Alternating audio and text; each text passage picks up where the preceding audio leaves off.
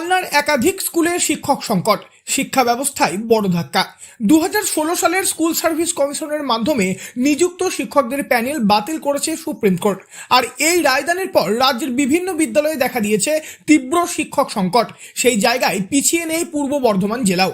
পূর্ব বর্ধমান জেলার কালনা মহকুমার চিত্র আরও ভয়াবহ। একাধিক স্কুলে শিক্ষক গ্রুপ ডি কর্মী এবং ক্লার্কদের চাকরি বাতিল হওয়ায় শিক্ষা ব্যবস্থা কার্যত মুখ থুবড়ে পড়ার মুখে। সবচেয়ে ক্ষতিগ্রস্ত কালনা মহারাজা উচ্চ বিদ্যালয়। এই স্কুলে মোট 6 জন শিক্ষকের চাকরি বাতিল হয়েছে। স্কুলের বর্তমান ছাত্র সংখ্যা প্রায় 1800।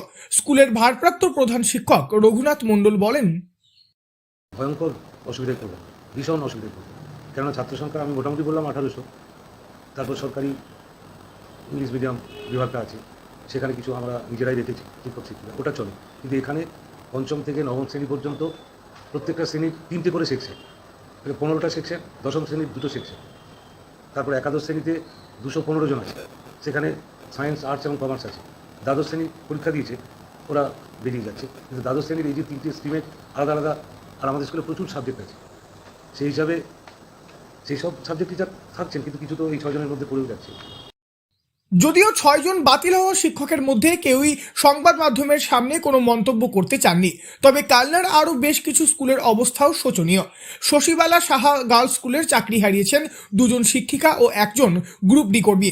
প্রধান শিক্ষিকা বলেন, তার স্কুলে মাত্র 1 জন গ্রুপ ডি কর্মী ছিলেন, তিনিও এখন নেই। শিক্ষক কমে যাওয়ায় পঠন পাঠন ব্যাহত হতে পারে। স্কুল পরিচালনায় সমস্যা হওয়ার আশঙ্কাও থেকেই যাচ্ছে। অন্যদিকে নিগমানন্দ বিদ্যামন্দির হাই স্কুলে 3 জন শিক্ষক, 1 জন গ্রুপ ডি ও 1 জন ক্লার্ক চাকরি হারিয়েছেন। কালনা হিন্দু বালিকা বিদ্যালয়েও 6 জন শিক্ষকের চাকরি বাতিল হয়েছে। কালনা হিন্দু বিদ্যালয়ের প্রধান শিক্ষিকা ফাল্গুনী মল্লিক এই প্রসঙ্গে বলেন, আমার স্কুলে অভাবনীয় ক্ষতি আমি প্রথমে বলতে চাই। আমার এই যে 6 জন টিচার, এদের তো আমি পড়ানোর কায়দা, স্টুডেন্টদের যেভাবে ম্যানেজ করতো, মানে সার্বিক দিক থেকে এরা দক্ষ টিচার এবং কোয়ালিটি সম্পন্ন। কাজেই এরা চলে যাওয়ার পর এদের চাকরি চলে গেল, সেটা তো একটা গেলই। সঙ্গে সঙ্গে আজকে আমি দুশ্চিন্তার মধ্যে পড়েছি। আমার এত স্টুডেন্ট, আমার এখানে স্টুডেন্ট আছে কিছু কম 1700 স্টুডেন্ট। এত স্টুডেন্টের তার মধ্যে সেকশন আছে, এমনি মানে ক্লাসগুলো চালনা করা আমার খুবই কষ্টকর হয়। এবার আমাদের 7ই এপ্রিল থেকে পরীক্ষা, আমাদের পুরো ব্যবস্থাটার উপর যেন একটা আঘাত পড়ে গেল। আমি কি করে কি করব, যেটা আমি একটা কুল কিনারা পাচ্ছি না। এই পরিস্থিতিতে সবচেয়ে বড় প্রশ্ন দাঁড়িয়েছে আসন্ন স্কুল পরীক্ষাকে ঘিরে। 7ই এপ্রিল থেকে স্কুলে বার্ষিক পরীক্ষা শুরু হওয়ার কথা, কিন্তু শিক্ষক সংখ্যা হঠাৎ করে কমে যাওয়ায় অনেক স্কুলেই পরীক্ষার পরিচালনা ও কাগজপত্র দেখার কাজ নিয়ে সমস্যা তৈরি হচ্ছে।